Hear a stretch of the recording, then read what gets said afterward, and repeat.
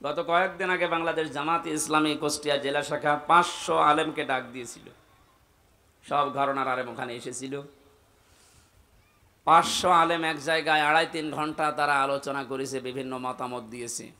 আপনার কি মনে হচ্ছে যে এই 500 আলেম এক জায়গায় তাদের মতামত কোরআনের উপরে, হাদিসের উপরে তুলে ধরল?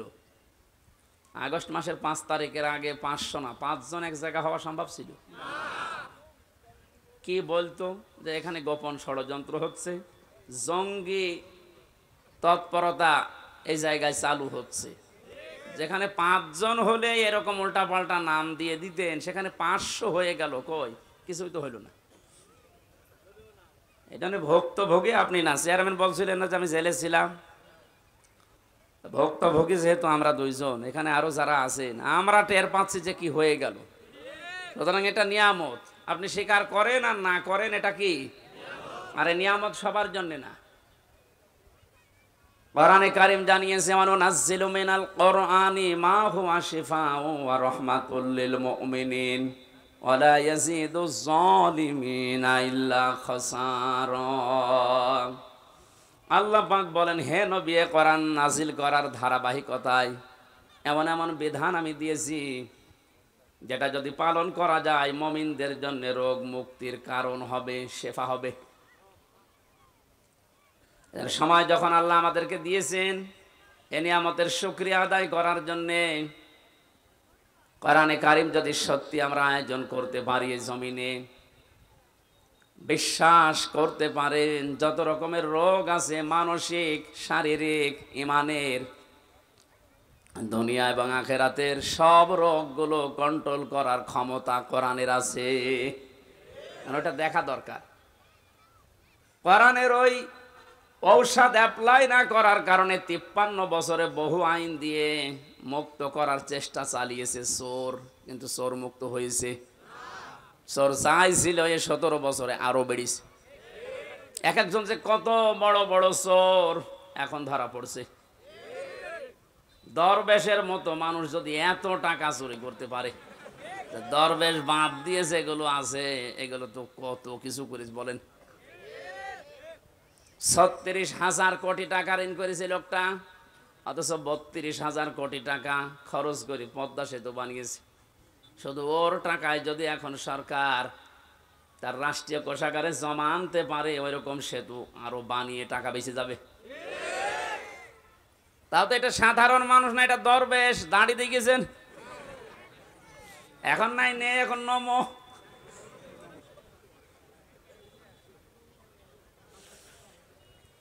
এই জন্য চোর মুক্ত করার জন্য বহু চেষ্টা চালিয়েছে, 0 টলারেন্স পর্যন্ত ঘোষণা দিয়েছিল বঙ্গবন্ধুর মেয়ে। পারে তো নাই, চোর দিন যত গেছে তত বেড়েছে। কারণ চোর মুক্ত করার জন্য যে ঔষধ দরকার এ 53 বছরে পড়ে নাই। বিশ্বনবী জানিয়েছেন, পৃথিবীতে এমন কোন রোগ নেই যে রোগের ঔষধ নেই, কিন্তু সঠিকভাবে রোগটা নির্ণয় করার পরে যদি ঔষধ দেওয়া যায়, মাস্ট বি রোগ ভালো হবেই। এতদিন পর্যন্ত যেহেতু রোগের ঔষধ পড়ে নাই, সূরা মায়েদার 38 নম্বর আয়াতটা পড়া লাগবে। অসারিকু ওয়াসারিকাতু ফাকতাউ আইদিয়াহুমা জাযাম বিমা কাসাবা নাকালাম মিনাল্লাহ ইলা আখির আয়াত। আল্লাহ পাক বলেন, চোর পুরুষ হোক আর নারী হোক, সাক্ষ্য প্রমাণে যদি ধরা পড়ে যায় অবশ্যই তার হাত কেটে দেওয়া লাগবে। এটা হচ্ছে দুনিয়ার শাস্তি। কোন জায়গার? আখেরাতে কি হবে সেটা আল্লাহ জানে। এবার বাস্তবের দিকে নিয়ে আসেন। আপনি কে কোন আদর্শ মানেন, দল করেন, আমি জানি না।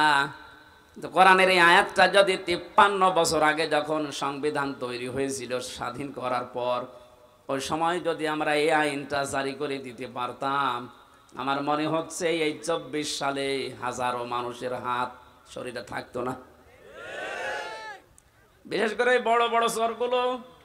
অনেকে মনে করছে চুরি করলেই হাত কেটে দাও, তাহলে দেশে কারোর হাতই থাকবে না।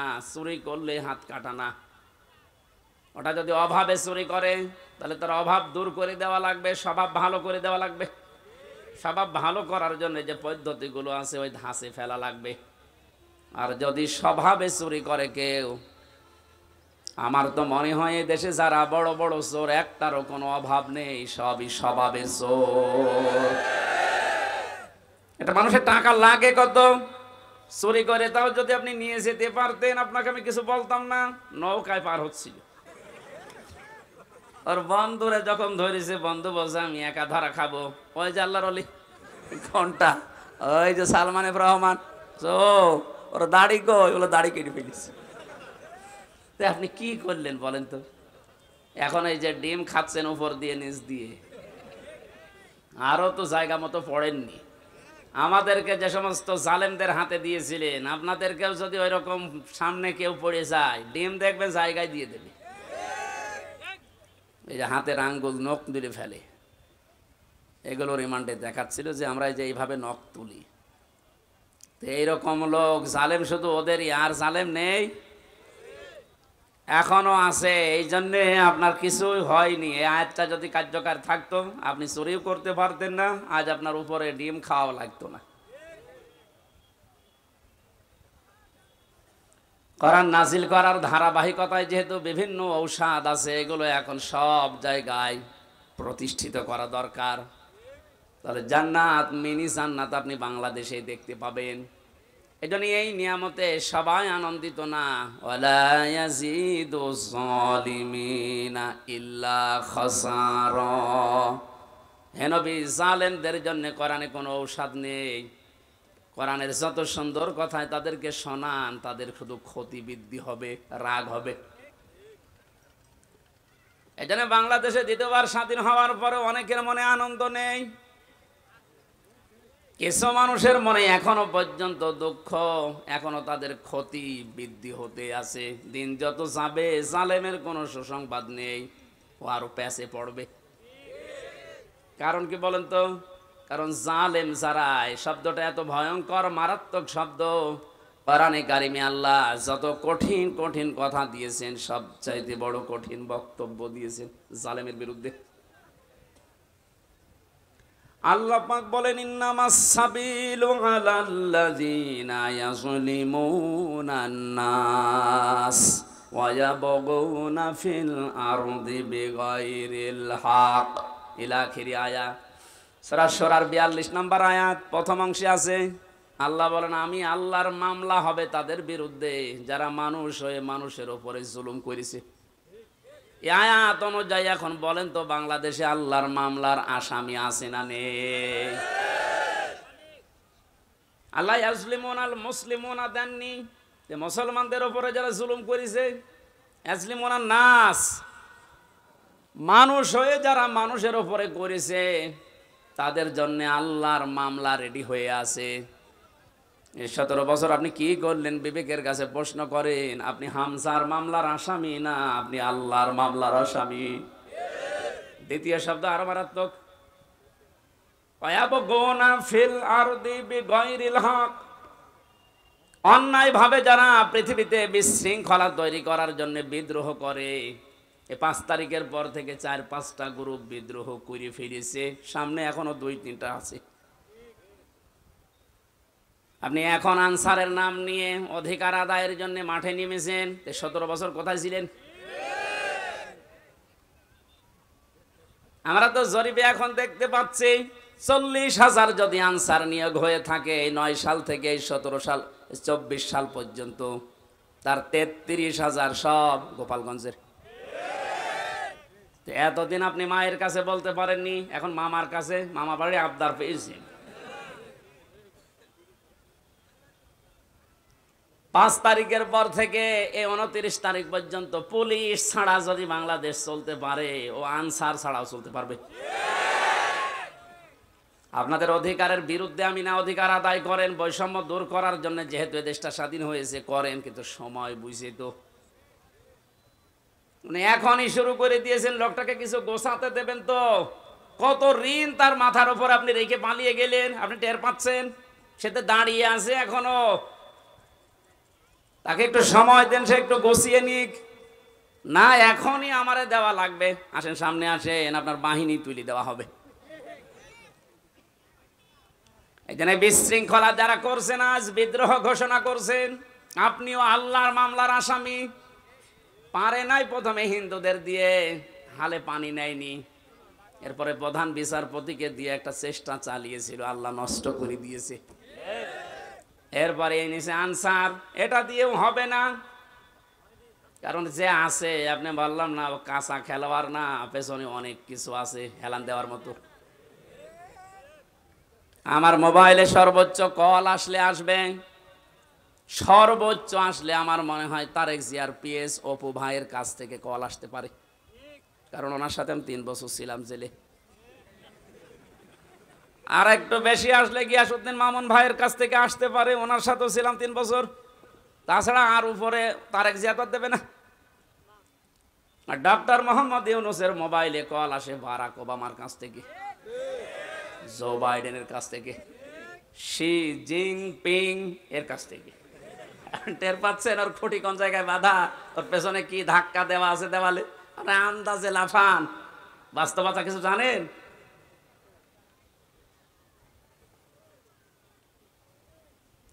আজ অনেকে আপার কাছ থেকে মোবাইলে কল পেয়ে বলছে আপা ঘাবড়াবেন না, আপনি ঘাবড়ালে আমরা নরম হয়ে যাই। একটা পাগল, ও কোন জামানায় কোন দেশে কোন গর্তের ভেতরে আছে, ও টের পাচ্ছে যে লোকটা কি, যে লোকটা ভারতকে এই থ্রেট দিতে পারে, বেশি ঝামেলা করলে 7 সিস্টার উড়িয়ে দেব, তার পেছনে কি খুঁটি আছে আপনি জানেন না। ও যদি এই মুহূর্তে চাপ দিয়ে বলে যে ভারত যারে নিয়েছেন বধূ হিসাবে ফেরত দেওয়া লাগবে কালকের ভেতরে, কারণ এ কথা তো ওর কথা না, এ কথা ওকে বলাচ্ছে, ভারত বাধ্য হবে 24 ঘন্টার ভেতর ফেরত দিতে। 24 ঘন্টা লাগবে না, 24 মিনিটে ফেরত পাঠাবে, এইরকম একটা লোক। আর আপনি আন্দাজে এখান থেকে ফতোয়া দেন, বাবা ঘাবড়াবেন না, কিসের ঘাবড়াবেন না, আপনি 2টা পিটনি খেলে সব ভুলে যান। আর তার সিকিউরিটিতে গেছেন, এজন্য বাস্তবতা আপনি কিছু টের পাচ্ছেন না ভাই, অনেক দূরের বিষয়। আমি সামনে আসা আয়াতের ভেতরে যদি আসি, আমি সামনে কথা বোঝাবো ইনশাল্লাহ। যেটা বোঝাতে চাচ্ছিলাম সহজ সরল ভাষায়, আজ বিশৃঙ্খলা তৈরি করার জন্য যারা বিভিন্ন বাহিনীকে কাজে লাগাচ্ছেন, আমার তো যতটুকু বাস্তবতা, রিমান্ডে আরে 3 বছর জেলে থেকে দেখেছি, ওদের চরিত্র এত খারাপ, ওই মানুষগুলো শেষে দেখবেন পতিতাদেরকেও রাস্তায় নামিয়ে দেবে, কোনো কিছুতেই কোনো কিছু উপরে উঠতে পারবেন না। কারণ ছাত্রদের আন্দোলন শুধু না, আমার মনে হয় আল্লাহ ফেরেশতা পাঠিয়েছিলেন, আবাবিল পাখি পাঠিয়ে যেমন আল্লাহ রক্ষা করেছিলেন কাবা ঘরকে, বাংলাদেশে আল্লাহ একটা কিছু দেখাতে চায়, এই জন্য আল্লাহ ছাত্রদের মতো ফেরেশতাদেরকে আল্লাহ শহীদ করিয়েছে। মনে করছেন শহীদ হয়ে গেছে, এ মানুষগুলো এমনি এমনি শহীদ হয়নি। ওয়ালিয়ালাম আল্লাহুল্লাযীনা আমানু ওয়া ইয়াত্তাখিযা মিনকুম শুহাদা, আল্লাহ বলেন আমি আল্লাহ কিছু মানুষকে শাহাদতের মরণ দিয়ে ধন্য করি, সবাইকে দেই না। যার জীবন যৌবন, যার কর্ম অ্যাক্টিভিটিস এগুলো আমার ভালো লাগে, তাকে আমি সাধারণভাবে মরণ দেই না, মরণ দেই শাহাদতের। তাছাড়া শহীদ আবু সাইদ, আপনার কি মনে হয় একটা লোকের জীবনের ন্যূনতম মায়া নেই? 4টা গুলি খেয়েছে বুকে, তাও দাঁড়িয়েছিল, শেষে আর পারে নাই, পড়ে গেছে। আপনি একটা খান তো, শুধু শব্দ শুনলে পালাবেন। এরপরেও কিছু মানুষ এখন কথা তুলছে না, সবাই পালায়, আরো নিচে বুক পেতে দেয়, আত্মহত্যা করেছে, শহীদ হয়নি। আহলে হাদিসের নাম নিয়ে যেই লোকটা এই কথা বলেছে, আহলে হাদিসের লোক না, একটা প্রতারক। আহলে হাদিসের এই যে রাজশাহীর গদাগাড়ির অধ্যাপক মুজিবুর রহমান, ওনার সাথে আমি উমরায় ছিলাম রমজানে, কি উনি আহলে হাদিস না? আপনি উল্টা পাল্টা ধারণা করবেন আহলে হাদিস নাম হলে না, রফিক নামে নাকি যেন কি বিন বিন বিন বিন বিন। আমি 2টা তথ্য বলছি, হয়তো শুনেছেন আপনি, কিন্তু এভাবে শোনেননি, ভালো করে খেয়াল করেন। যারা এগুলো ধারণা করেন বলেন মুখ দিয়ে, খুব সাবধান। ওয়ালা তাকুলু লিমান ইয়ুকতালু ফি সাবিলিল্লাহি আমওয়াত বাল আহইয়াউ ওয়ালাকিন লা তাশউরুন। সূরা বাকারা 154 নম্বর আয়াতে আল্লাহ জানিয়েছেন, মানুষ যেন মুখ দিয়ে কথা বলে, এজন্য মুখের উপরে আল্লাহ নোটিশ দিয়েছেন, এই কথা বলবি না, এ মুখ দিয়ে কোনো দিন এই কথা বলবি না যে যারা মারা গেছে, শহীদ হয়েছে, যে ওরা মরে গেছে, কথা বলবি না। এ কথা কার? যেন শহীদ শব্দটা অনেক দামি শব্দ। যারা শহীদ হয়েছে জালেমের জুলুমের সামনে নিজের বুক পর্যন্ত দিয়েছে, জীবন পর্যন্ত দিয়ে যারা শহীদ হয়ে গেল, ওদেরও আমাদের মতোই জীবনের মায়া ছিল, কিন্তু মানবতাকে বাঁচাতে দেওয়ালে পিঠ থেকে গেছে, শেষ পর্যন্ত না পেরে জীবন দিয়ে গেল। এ মানুষগুলোকে আপনি মরে গেছে কখনো বলতে যাবেন না। আল্লাহ বলেন বালা হইয়া, আরে ওরা জীবিত, ওয়ালা কিল্লা তাশউরুন, কিন্তু তোরা টের পাস না। এরপরে মানুষ যেহেতু হৃদয়ে কল্পনা আনতে পারে, ধারণা করতে পারে, এজন্য আল্লাহ ধারণার উপরে নোটিশ দিয়েছে, ওয়ালা তাহসাবান্নাল্লাযীনা কুতিলু ফি সাবিলিল্লাহি আমওয়াতা বাল আহইয়াউন ইনদা রাব্বিহিম ইয়ারযাকুন। সূরা আলে ইমরান 169 নম্বর আয়াত। তাফসীরে ফি জিলালিল কোরআনের ব্যাখ্যাটা ব্যাপক লেখা আছে, আমি সামিরাইজ করে বলছি। আল্লাহ বলেন ওই ধারণাও করবি না, যারা আমি আল্লাহর জন্য জীবন দিয়ে গেল এরা মারা গেছে এরকম ধারণাও করবি না, বরং তারা জীবিত এবং আমি আল্লাহর কাছে তারা রিজিক পায়। জোরে বলেন সুবহানাল্লাহ। এজন্য বড় কঠিন সতর্ক থাকা লাগবে এই বিষয়গুলোতে। অনেক জালেম পর্যন্ত এখন উঠে পড়ে লেগেছে এই শান্ত দেশকে অশান্ত করার জন্যে। আপনি কিন্তু হামজার মামলার আসামি থাকবেন না। আমরা যদিও এই জালেমদের বিরুদ্ধে, ওরা যেমন 50টা মামলা বলেছিল আমারে দেবে, আমরা 100টা দেবো এখন, কিন্তু আপনি তার আল্লাহর আমার হামজার মামলার আসামি থাকছেন না, আপনি সরাসরি আল্লাহর মামলার আসামি হয়ে যাচ্ছেন। আপনার দুনিয়াও শেষ, আখিরাত তো শেষই। এরপরও অনেকে বলে হুজুর মাফ করে দিলে কি না, জালেমদের মাফ করলে মজলুমের উপরে অবিচার হয়, কারণ আপনি তো ওই জায়গায় পড়েননি তাই এ কথা বলছেন। 18 কোটি মানুষ যদি এদেশে মাফ করে দেয়, আয়না ঘরের সাথে যারা জড়িত ছিল, ব্যারিস্টার আরমানের বউ তাকে মাফ করবে? আপনার কি মনে হয় যে আন্দাজে বললে মাফ করে দেবে? আপনি থেকে দেখেন তো, স্বামী ছাড়া 8 বছর।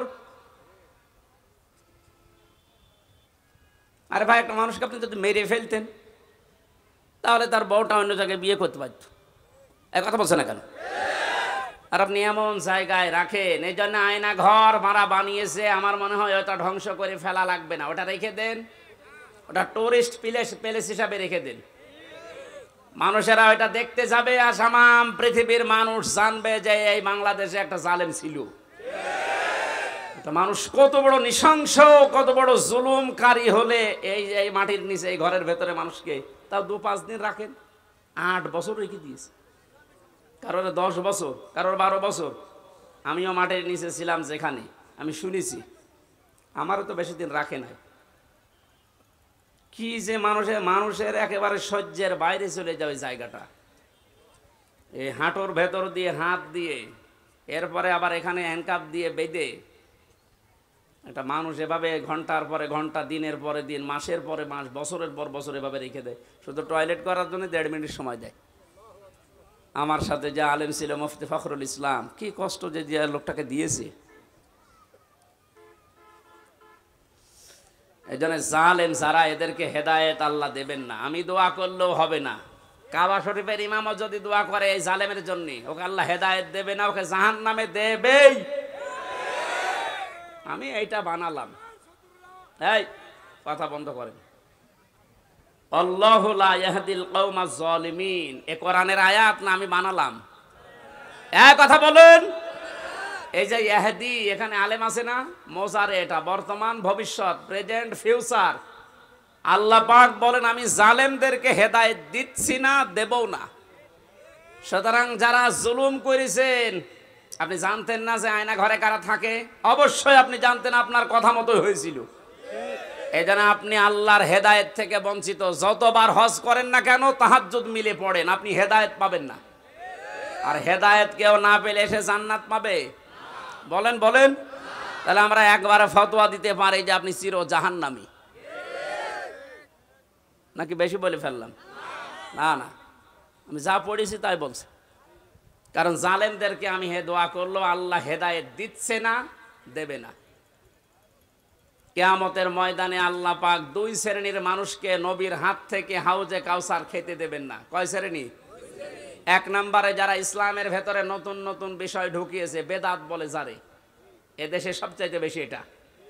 আমার তো ভয় হয় এই কারণে যে বাংলাদেশের হাজারো মুসলমান আমরা নবীর উম্মত দাবি করছি, কিন্তু এই বেদাত করার কারণে আল্লাহর নবীর হাত থেকে পানি পাবো না। দুই নম্বরে যারা জুলুম করে এবং জালেমের যারা প্রশংসা করে, তার সাহায্য করে, সহযোগী হিসাবে কাজ করে, এরা নবীর হাতের হাউজে কাউসারের পানি পাবে না। আপনি এই হাদিসটা এবার বাংলাদেশে মিলান, কত হাজি জালেমের সহযোগী, জালেমকে ভালোবাসে, সাপোর্ট করে, এই কারণে নবীর হাতের ওয়ারিশ হিসাবে সে পানি পাবে না। এরকম মানুষ হাজি দেশে নেই। আপনার দুনিয়াও শেষ, আখেরাতও শেষ। আপনি কি করলেন? এখন আর ফিরে আসার সময় আপনার আর নেই। আপনি যা করেছেন এর হিসাব আপনাকে দেওয়া লাগবে, কারণ আপনি একেবারে সীমানার বাইরে চলে গেছেন। যে সমস্ত পাপের কারণে আল্লাহ দুনিয়ায় শাস্তি নাজিল করে, তার ভেতরে অন্যতম পাপ, মানুষ যখন সীমা লঙ্ঘন করে ফেলে তখন আল্লাহ 8 প্রকার শাস্তি দুনিয়ায় দেয়। আমি একটা একটা করে কোরআন দিয়ে ওইদিকে যাবো ইনশাল্লাহ। আপনারা আছেন তো ময়দানে? নিয়ামতের শুকরিয়া আদায় যদি করতে চান তাহলে মুখ দিয়ে বলেন যে হ্যাঁ, এটা নিয়ামত। এটা বিশাল একটা পাথর বুকের উপর থেকে আল্লাহ নামিয়ে দিলেন, এটা কি? কিন্তু যারা স্বীকার করছে না, এখনো অনেক জালেম নেই যে স্বীকার করছে না, এখনো পর্যন্ত এই দুর্বিসন্ধিতে লিপ্ত আছে। 2 নম্বরে নিয়ামতের শুকরিয়া আদায় করার শর্ত হচ্ছে আপনার মনের ভেতরে একটা আলাদা আনন্দ আপনি অনুভব করবেন, যেটা সত্যি আমরা পাচ্ছি, সবাই পাচ্ছে। এত বড় জুলুম বিদায় নেওয়ার পরেও যদি আপনার মনের ভেতরে আনন্দ না আসে, শান্তি না লাগে, নবীজি হাদিসের ভাষায় পড়েছি, মানুষের এই পশমগুলো তখন খাড়া হয়ে যায়। বাম স্তনের 2 আঙ্গুল নিচে যে গোস্তের টুকরা আছে, ওই টুকরাটা লাফালাফি করে। আমার তো 5 তারিখের পর থেকে যে আনন্দ, এমনিতেই কোরআনের এবং হাদিসের এই শব্দের গুলোর সাথে আমার বুক এবং হাত, পশম সব মিলে যাচ্ছে। আমি দেখতে পাচ্ছি এখনো অনেকের মেলছে না। এই কথা বলবেন কেন? 3 নম্বরে নিয়ামতের শুকরিয়া আদায় হবে যে উদ্দেশ্য নিয়ে আপনি ওটা কায়েম করেছিলেন, ওটা একেবারে সর্বশেষ জায়গায় পৌঁছিয়ে দেওয়া।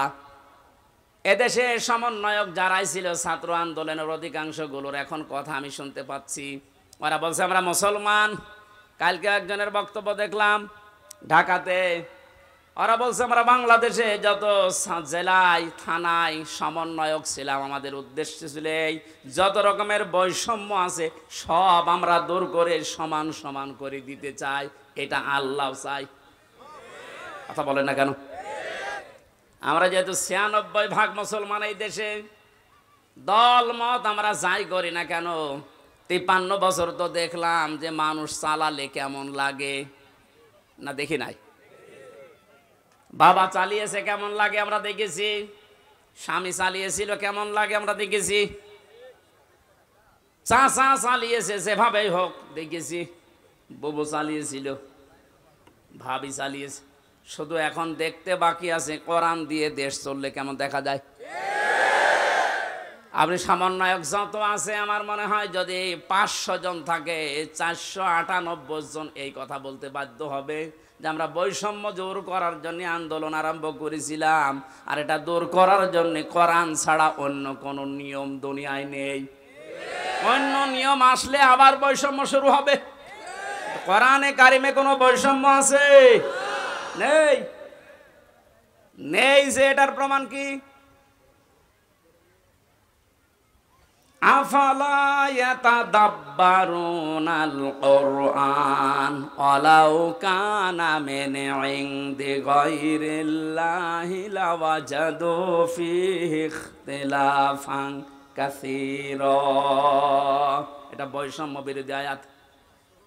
আল্লাহ পাক বলেন সূরা নিসার 82 নম্বর আয়াতে আছে, 5 পারার 10 পৃষ্ঠা 3 নম্বর লাইনে রব্বুল আলামিন বলেন, কি হয়েছে তোদের আমার কোরআন নিয়ে কেন চিন্তা ভাবনা করো না?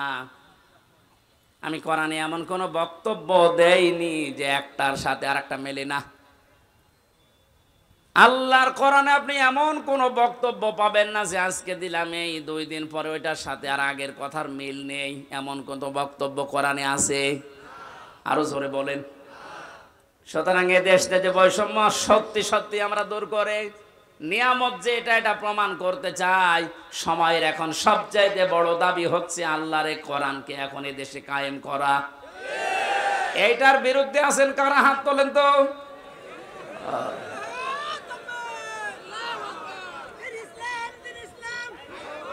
ঠিক আছে, মানুষের এখনো মনে হয় ওই ঘোর কাটেনি। আমার মনে হয় আমান আজমি ভাই এই যে জেল কি আয়না ঘর থেকে এসে এখনো যেমন স্বাভাবিক হতে পারেনি, ব্যারিস্টার আরমান আয়না ঘরে 8 বছর থাকার পরে এখনো উনি স্বাভাবিক হতে পারেনি। আমিও জেলখানায় 3 বছর, আমি এখনো স্বাভাবিক না। এখন ওই দেশের আমার মনে হয় জনগণ এখনো স্বাভাবিক হয়নি, মনে করছে 5 তারিখের আগে আসি না। এখন আর 5 তারিখ নেই, এখন 29 তারিখ। কত বলেন বলেন। যেন এর দাবি এখন এইটা, যেহেতু বৈষম্য দূর করার জন্য, সংস্কার করার জন্য সব জায়গায় কাজ চলছে, সব চাইতে বড় সংস্কার হবে এখন যে জালেমগুলোর কারণে পুলিশ বাহিনীর বদনাম হয়েছে, ওদেরকে প্রকাশ্যে যা ভালো লাগে ওরা করা দরকার। সব পুলিশের দোষ আছে? কখনো না। হাতে গোনা কয়েকটা জালেমদের দোষক যারা ছিল, বিশেষ করে আমার রিমান্ডে যে কয়েকজন ছিল, আমি তো অন্যগুলোর খবর ভালো জানি না, এদের আমি চিনি। আমি আকিজ গ্রুপে চাকরি করতাম, 8 দিন হাসপাতাল। এই শয়তানরা আমারে তুলে নিয়ে টাকা খাবে বলে ওই মালিককে এখন এই 5 তারিখের আগেও টাকা নিয়েছে। আমার মামলার আয়োজে ছিল মিজানুর রহমান, এই মাদারীপুরে ট্যাকের হাটে বাড়ি। এরে খুঁজে বেড়াচ্ছে, যদি পায় এরে পিটিয়ে মেরে ফেলবে। আমার কুষ্টিয়াতে আমাদের সামনে 14 জন মানুষকে একদিনে মেরেছে, 5 তারিখে একদিনে। দারোগা সাহেব আলী। কুষ্টিয়ার মানুষ যদি ওর চেহারা পায় কি যে করবে মানুষ, কারণ যারা মারা গেছে সব আমার বাড়ির আশপাশে।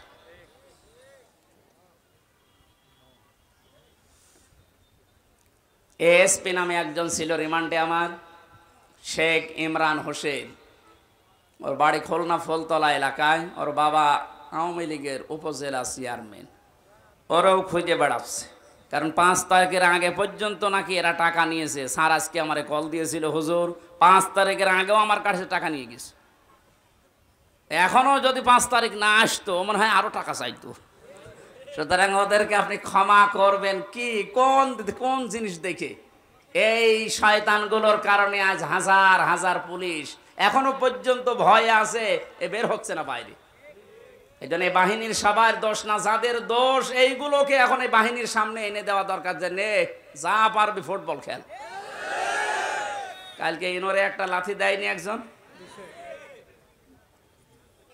সম্মানিত ভাইরা, আমি যেটা বোঝাতে চাচ্ছিলাম, যেহেতু সংস্কার আরম্ভ হয়েছে আর এইটা করার জন্য ওনারা আন্দোলন করেছিল, সুতরাং সংস্কার খুব তাড়াতাড়ি করেন, নয়তো জালেমরা কিন্তু বসে নেই। ওরা একটা একটা করে ইস্যু তৈরি করবে, আবার অশান্ত করার চেষ্টা করবে।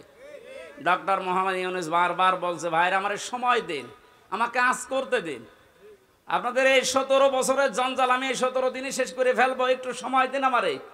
আর এর ভেতরে আমার কাঁচি আরে বসে কাজই করতে দেন না, খালি এইটা ওইটা ওইটা আমার বাড়ি ঘেরাও। তা আপনি ওনার বাড়ি ঘেরাও করে কি করবেন? ওনারে তো পেছনে যারা খুঁটি দিয়ে রেখেছে তারা তো আর এই বাড়ি ঘেরাও কিছু মনে করে না।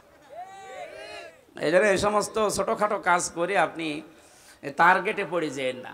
সংস্কার যখন চলছে, বাংলাদেশের যত ডিসি আছে, এসপি আছে, টিওনো আছে, ওসি আছে, যারা জালেমদের সহযোগী ছিল, সবাই না, যারা ছিল ইমিডিয়েট তাদেরকে এই মুহূর্তে বাধ্যতামূলক বাদ দিয়ে দিন। কারণ এরা যদি একটু ফাঁক ফকড় পায় ওরা কিন্তু অনেক কিছু করে ফেলবে। এই জন্য আমাদের উচিত হচ্ছে তাড়াতাড়ি করে এই সংস্কারগুলো খুব খুব তাড়াতাড়ি আরম্ভ করা। ডক্টর আসিফ নজরুল সাহেব উনি ঘোষণা কালকে দিয়েছে যে খুব তাড়াতাড়ি এটা করা হবে, একটু তাড়াতাড়ি করেন, নয়তো এখনো ঝামেলা কাটছে না। আমরা নিয়ামতের শুকরিয়া আদায় যে তিনটা পদ্ধতি শুনলাম, মুখে স্বীকার করা, অন্তরে আনন্দ পাওয়া, আর যে উদ্দেশ্য নিয়ে এটা করেছে ওই উদ্দেশ্যটা এখন এই সংস্কারের মাধ্যমে কায়েম করা। আল্লাহ আমাদেরকে এভাবে নিয়ামতের শুকরিয়া আদায় করলে আমরা যেটা চাই ওইটা আল্লাহ আরো বাড়িয়ে দেবে। ওয়ালাইন কাফারতুম, যদি না শুকরি করেন, যদি না বোঝার ভান করে থাকেন, যদি এবার ভুল করেন, এই ভুল কিন্তু আর শুধরানোর জায়গা থাকবে না। আর ইন্না আযাবিলা শাদীদ, আল্লাহর আযাব শাস্তি বড় কঠিন। আল্লাহ তুমি আমাদেরকে এই আয়াতটা এক্ষুনি বাস্তবে মেনে নেওয়ার তৌফিক দাও, বলেন আমিন। দরুদ আর সালাম পড়ি আমাদের নবী মুহাম্মদ রাসূলুল্লাহর উপরে সাল্লাল্লাহু আলাইহি ওয়াসাল্লাম। আমার আজকের আলোচনার বিষয় হচ্ছে এই যে আযাব গজবগুলো একটা একটা করে এখনো থামছে না, আসতে আছে। এগুলোর কারণ ব্যাখ্যা করব আজকে কোরআন দিয়ে। সূরা রুম 41 নম্বর আয়াত। কত নাম্বার? আল্লাহ রাব্বুল আলামিন বলেন, আউযু বিল্লাহি মিনাশ শাইতানির রাজিম, বিসমিল্লাহির রহমানির রহিম। যহারাল ফাসাদু ফিল বাররি ওয়াল বাহরি বিমা কাসাবাত আইদিন নাস লিয়ুযীকাহুম বা'দাল্লাযী আমিলু লা'আল্লাহুম ইয়ারজিউন। সাদাকাল্লাহুল আযীম। আল্লাহ পাক বলেন, জলে স্থলে যে বিপদ আপদ মুসিবত, যে গজবগুলো দেখতে পাচ্ছ, সব কিন্তু তোমাদের হাতের কামাই করা বস্তু। আমি এগুলো দিতে চাই না। ওমা আসাবাকুম মিন মুসিবাতিন ফাবিমা কাসাবাত আইদিন নাস ইলা আখিরি আয়াত। সূরা শুরার ভেতরে আল্লাহ জানিয়েছেন, যত অপরাধ করো, আমি যদি সব পাপের শাস্তি দুনিয়ায় দিতাম, শ্বাস করার সময়ও পেতে না। আমি আল্লাহ আমার দয়ার কারণে অধিকাংশগুলোই মাফ করে দেই, আর কিছু শাস্তি তোমাদের পাপের জন্য একটু মজা চাকাই। কেন চাকাই জানো? লিয়ুযীকাহুম, এই শাস্তিগুলো তোমাদের উপরে আমি দিয়ে লাআল্লাহুম ইয়ারজিউন, আমি আশা করি তোমরা ফিরে আসবে। ও বাংলার জনগণ, পাথর নেমে গেছে বলে আপনি আবার উচ্ছৃঙ্খল হয়ে যাবেন না। কারণ উচ্ছৃঙ্খল যারা, যে মানুষগুলো জালেম, যারা মানুষের অধিকার নষ্ট করে, ওই মানুষগুলোকে আল্লাহ পছন্দ করে না, করবেও না। আমরা যেন সংশোধন হওয়ার নিয়ত যখন এসেছি, পাপের এই কারণগুলো আগে আবিষ্কার করা। প্রতিটি যুগে যুগে আমরা দেখেছি আল্লাহ যে আযাবগুলো নাজিল করেছিলেন তার কিছু কিছু কারণ পেয়েছি। সূরা আনকাবুতের 40 নম্বর আয়াতের ব্যাখ্যা। আল্লাহ পাক বলেন, ফাকুল্লান আখাযনা বিযামবিহি ফামিনহুম মান আরসালনা আলাইহি হাসিবা ওয়া মিনহুম মান আখাযাতুহুমুস সাইহাতু ওয়া মিনহুম মান খাসাফনা বিহিল আরদা ওয়া মিনহুম মান আগরাকনা ইলা আখিরি আয়াত। আমি প্রত্যেক যুগে পাপীদের পাপের কারণে আমি তাদেরকে, তাদের অপরাধের কারণে আমি পাকড়াও করেছিলাম। কাউকে আমি বৃষ্টির ভেতরে বৃষ্টি দিয়ে দুনিয়া থেকে বিদায় দিয়েছি, কাউকে পাথরের বৃষ্টি, কাউকে আমি আল্লাহ বন্যা দিয়ে দুনিয়া থেকে বিদায় দিয়েছি। এরকম 8-9টা শাস্তির কথা আয়াতের ব্যাখ্যায় আমরা পেয়েছি। এখন যেহেতু বন্যা চলছে, কি চলছে? যদিও আমার যতটুকু ধারণা বা বাস্তবতায় যা দেখছি, এর জন্য এককভাবে দায়ী আমাদের এই প্রতিবেশীরা। ওরা আমাদের যখন ডাকবে তখন দেয় না, যখন আমরা নিজেরাই ডুবে যাই তখন ছাড়ে। কি একটা আশ্চর্য প্রতিবেশী আল্লাহ আমাদেরকে দিয়েছেন। আর এই প্রতিবেশী নিয়ে অনেকে গর্ব করে। প্রতিবেশী যদি প্রতিবেশীর মতো না হয়, তাদের বিরুদ্ধে আল্লাহ পাক নিজে অভিযোগ দায়ের করবেন। সুতরাং আপনারা প্রতিবেশী হিসাবে যা করছেন, এটা প্রতিবেশীর কাজ না। আমরা তাফসিরে হাদিসে এমনও পেয়েছি, প্রতিবেশীর মর্যাদা মূল্য এত বেশি, নবীজি বলতেন মাঝে মাঝে যে জিবরাইল যেভাবে প্রতিবেশীর কথা আমারে শোনায়, আমার তো মনে হচ্ছে যে আমার জমি জায়গা আবার প্রতিবেশীকে দিয়ে দেয়া লাগে কিনা। এত হক এত অধিকারের কথা জিবরাইল এসে প্রতিবেশীর বিষয়ে নবীকে জানাতেন, আর আমরা কি কপাল নিয়ে আসলাম, প্রতিবেশী একটা পেয়েছি, কন্যা দিয়ে দিলাম, তারপরও বন্যা দিয়ে শেষ করে দিচ্ছে। তা আর কি দেব? যিনি বলেছিলেন যা দিয়েছে ভোলার মতো না, কোনোদিন ভুলতে পারবে না, তাকেই তো দিয়ে দিলাম। কন্যা দেওয়ার পরে যদি বন্যা খাওয়া লাগবে, জানতাম যে কন্যা জীবনও দিতাম না। হেলিকপ্টারের মালিককে বলে দিতাম যে ভাই ওইদিকে না, যে অন্যদিকে যান।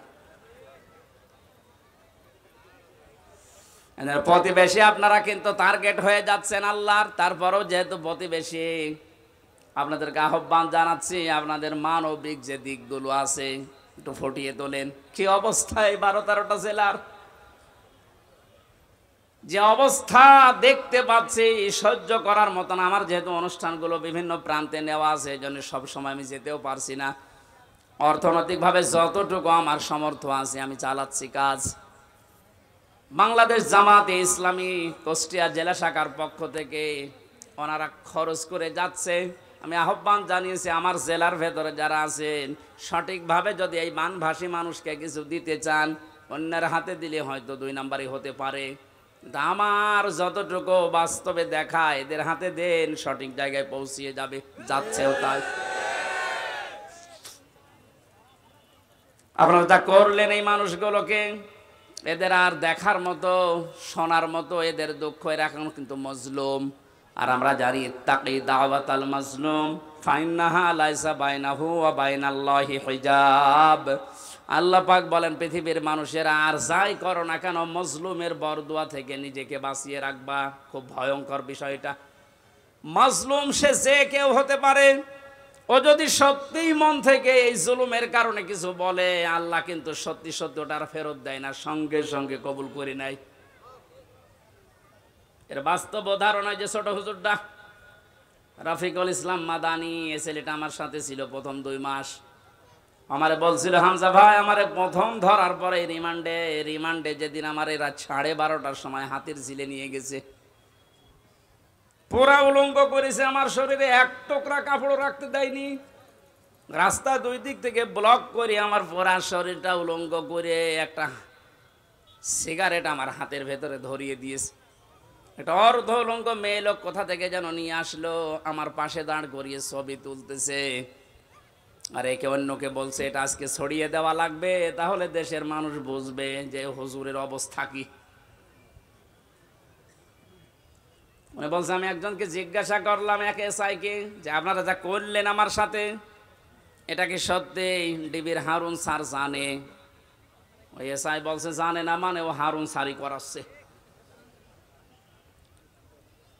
বলছে, আমি এত অসহায় হয়ে গেলাম ওই সময়, মুখ থেকে আমার বের হয়ে গেল, আল্লাহ যা করলো তুমি তো দেখলে, যে লোকটার নির্দেশ মতো এগুলো করছে তারে তুমি একটু দেখো। আল্লাহ ঠিক দেখেছে। ছোট হুজুরকে যা করেছিল আল্লাহ দুনিয়ায় থাকতে ওরে দেখিয়েছে 3 ইঞ্চি, রাস্তায় বের হতে পারে না। মহিলারা পর্যন্ত নাকি এখন জিকির করছে 3 ইঞ্চি 3 ইঞ্চি। কি কোথায় নামিয়েছে আল্লাহ দেখলেন। এটা রেকর্ড হচ্ছে, এই জন্য যারা প্রতিবেশী আছেন খুব সতর্ক থাকেন। মাজলুমের দোয়া কিন্তু আল্লাহ ফেরত দেবে না। আপনি যদি বলে কয়েও দিতেন যে এই 8 ঘন্টা 10 ঘন্টা পরে আমি পানি ছাড়বো, তাও তো আমি একটু গুছিয়ে নিতে পারতাম। রাতের বেলা ঘুমিয়ে আসে আর পানি দিয়ে আপনি ভাসিয়ে দিলেন। কত মানুষ এই ভেসেই মরে গেছে।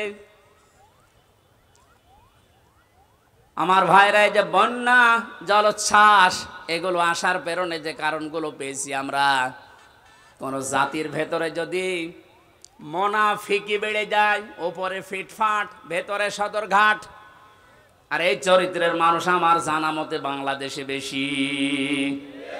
এই 15 বছরে কত আলেম পর্যন্ত মুনাফিক হয়ে গেছে। আল্লাহ এমনিতে এই বিপদগুলো দেয় না। আমিনহুম মান আখাযাতুহু সাইহা, কারো উপরে আল্লাহ পাথরের বৃষ্টি নাজিল করে। তাফসিরের ভেতরে পড়েছি, আয়াতের ব্যাখ্যা করতে গিয়ে হযরতে শুআয়ব আলাইহিস সালামের ঘটনাটা ফি জিলালিল কোরআনে আছে। ওয়া ইলা মাদিয়ানা খাহুম শুআয়বা ক্বালা ইয়া কওমি ইবুদুল্লাহা মা লাকুম মিন ইলাহিন গায়রু ইলা আখির আয়াত। আল্লাহ পাক বলেন, মাদাইন শহরে হযরতে শুআয়বকে তার ভাইদের কাছে আমি পাঠিয়েছিলাম। তিনি মাদাইনে, হযরতে শুআয়ব মিশরের মাদাইন আইকা এই এলাকায় বাস করতেন। ডাক দিয়ে বললেন, আমার জাতির লোকেরা, তোমরা আল্লাহর ইবাদত করো, তিনি ছাড়া ইলাহ এটা আর কেউ নেই। ইলা মানে,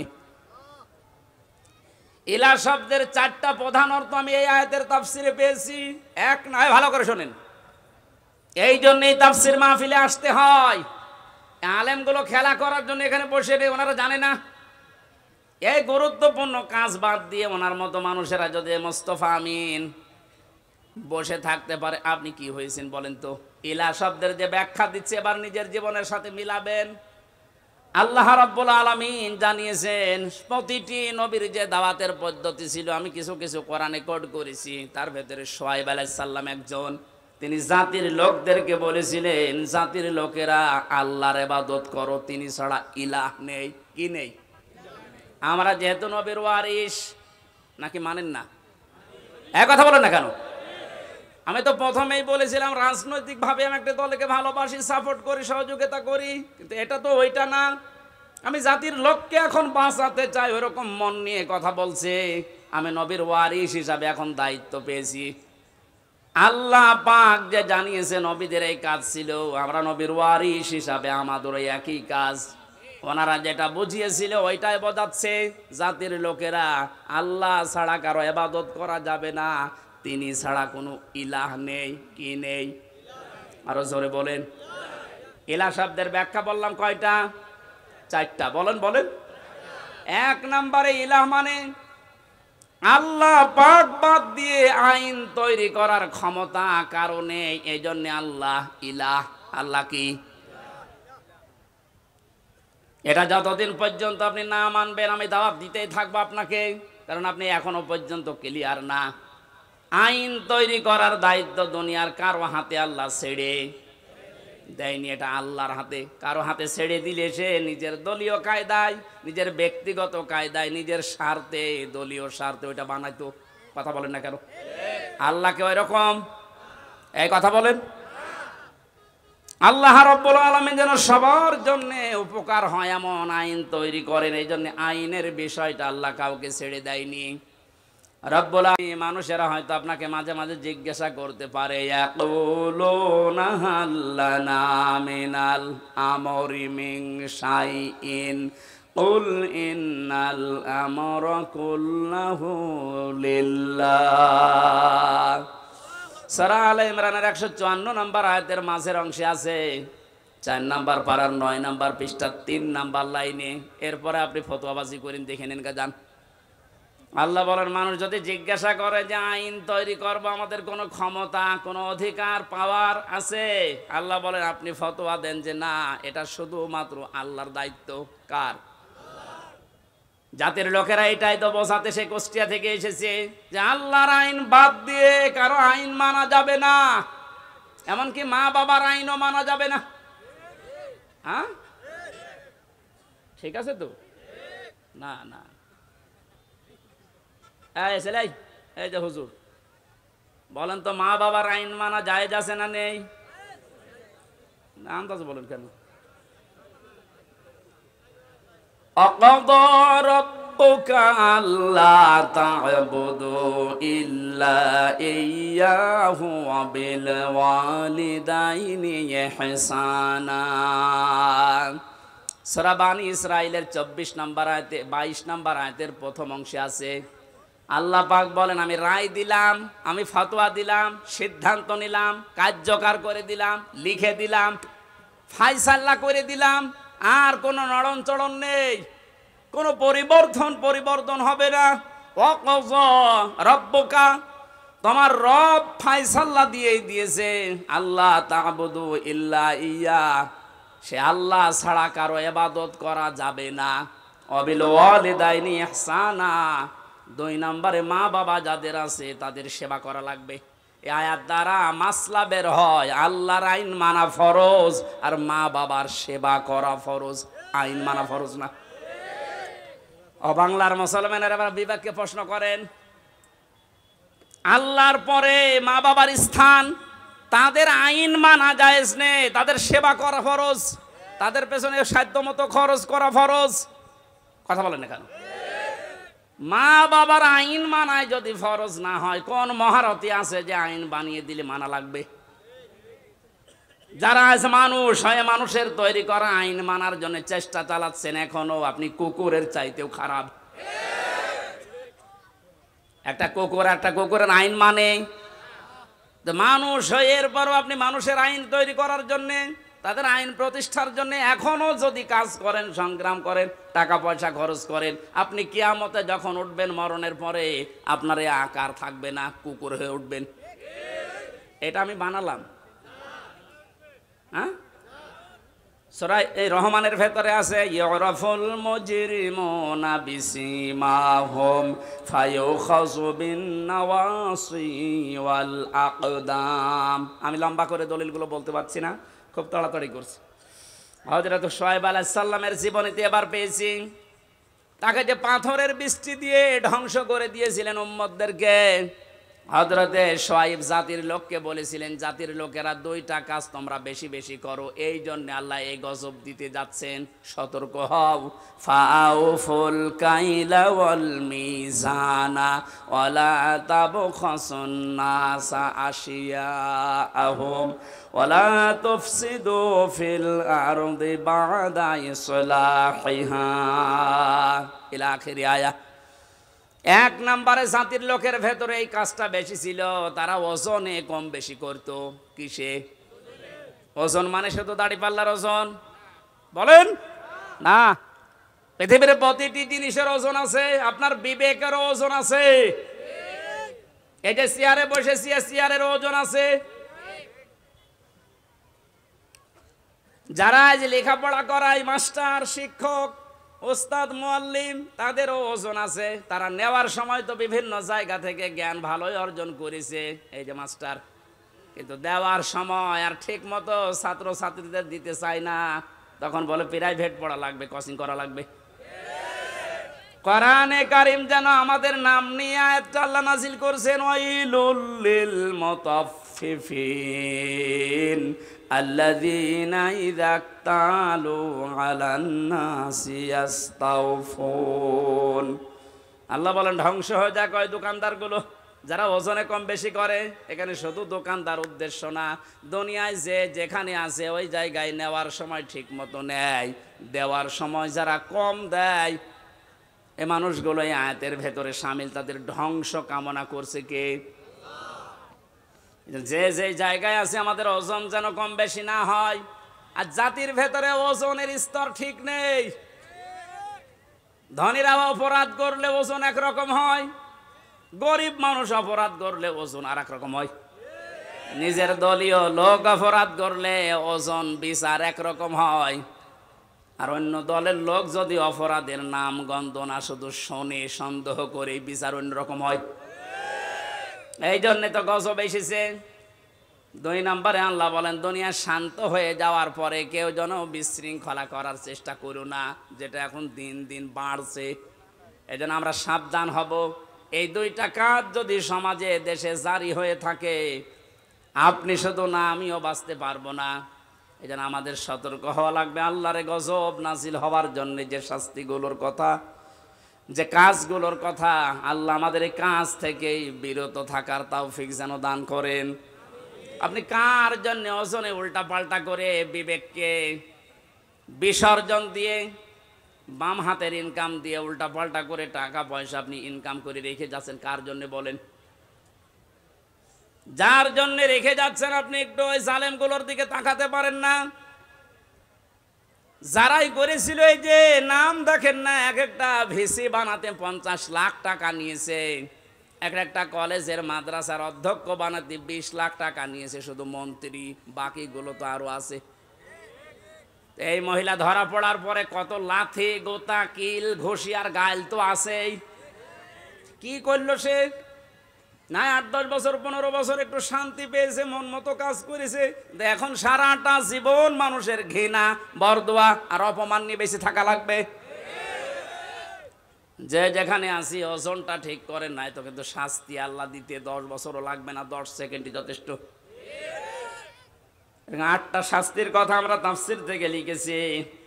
হযরত হুদ আলাইহিস সালামের জাতির লোকেরা যে অপরাধ করত তাদের জন্য যে শাস্তি আল্লাহ দিতেন, যেহেতু আমরা মুহাম্মদুর রাসূলুল্লাহর উম্মত, আমাদেরকে বিশ্বনবী জানিয়েছেন 2টা কাজ থেকে বিরত থাকবা, নয়তো আল্লাহর গজব আযাব। অন্যান্য নবীদেরকে যেভাবে ঘিরে ধরেছিল, আমি দোয়া করেছিলাম আল্লাহ আমার উম্মতকে একবারে ধ্বংস করে দিও না, এই জন্যে আসে না। কিন্তু যদি এগুলো ব্যাপক হারে আরম্ভ হয়, আল্লাহর গজব নাজিল হতে কিন্তু বেশি সময় লাগবে না। আমাদের হাতের কামাইগুলো আমরা বন্ধ করব, বিশেষ করে ওজনটা। আর সব জায়গায় ওজনে কম বেশি করা হচ্ছে। আমরা চেয়ারে বসে ওজনওয়ালা কথা বলতে পারি না, আর 15 বছর তো পারি নাই। এখান থেকে একবার হুজুর এদিকে বলেন না ওদিকে বলেন না, ঠিক করেন। তো কি ঠিক করব? ঠিক করতে করতে তো আমরা চলে গেছি গর্তের ভেতরে। কেন্দ্রীয় মসজিদের ইমাম যিনি বাইতুল মোকাররম, তাকান তার দিকে। এই লোকটা পর্যন্ত যদি দালাল হয়ে যায় তো এই দেশে আর কার দিকে ভরসা করবেন? অপমান করে আল্লাহ বিদায় দিয়েছে। যত রকমের ক্ষতি হয়েছে বাংলাদেশে ইসলামের এবং মুসলমানদের, বিশেষ করে ইসলামপন্থী উদার যারা, তাদের সবচাইতে বেশি আমার মনে হয় ক্ষতি হয়েছে দালালপন্থী আলেমগুলোর কারণে। কারণ নেক্সট সূরাতে ধোঁকা দিত এরা মানুষকে, আর আমাদেরকে মাঝে মাঝে জেলখানার ভেতরে ফতোয়া পাঠাতো। এত বেশি বোঝার দরকার কি? দেশে হুজুর আর নেই, হুজুর আছে ওইভাবে চেপে রাখার অভ্যাস আমার নেই। যা পড়েছি যা বুঝেছি ওটা কোরআনে যে ফোর্সে আল্লাহ দিয়েছে ওটা বলতেই থাকবো মরণ পর্যন্ত। আল্লাহ এমন কোন গণা, এই ওজনটা আমরা যেন প্রত্যেকে ঠিক করি, কোন জায়গায় যেন বিশৃঙ্খলা না হয়, চেপে ধরবেন। যে যেখানে আছেন বিশৃঙ্খলা তৈরি হওয়ার আশঙ্কা থাকলেই ওরা যদি ডালে ডালে চলে, আমাদেরকে পাতায় পাতায় চলা লাগবে, নাইতে স্বাধীনতা কিন্তু আবার হারিয়ে যাবে। আল্লাহ বাস্তবতায় তুমি মানে কোরআনের আয়াত যেভাবে নাজিল করেছো ওইভাবে বোঝার তৌফিক দাও। আল্লাহুম্মা আমিন।